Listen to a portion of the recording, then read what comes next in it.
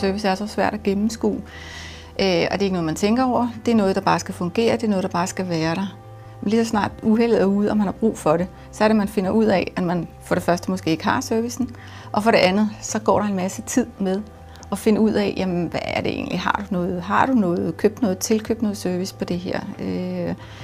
Hvordan får du lukket et kald og alt muligt andet? Og en fejl kommer sjældent alene, så det vil sige, når du har fejl det ene sted, så får du som regel også fejl det andet sted.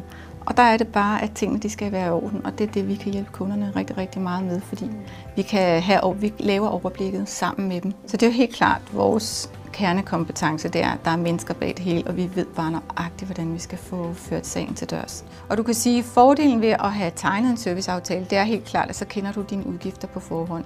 Fordi mange siger, at det har vi ikke råd til, men hvis man begynder at regne på, hvad det egentlig så koster den dag uheldet er ude, så viser det sig altid, at det har været meget billigere at tegne servicen fra start af. Og der ved du så også, hvad du skal budgettere med, så det ikke kommer som en overraskelse.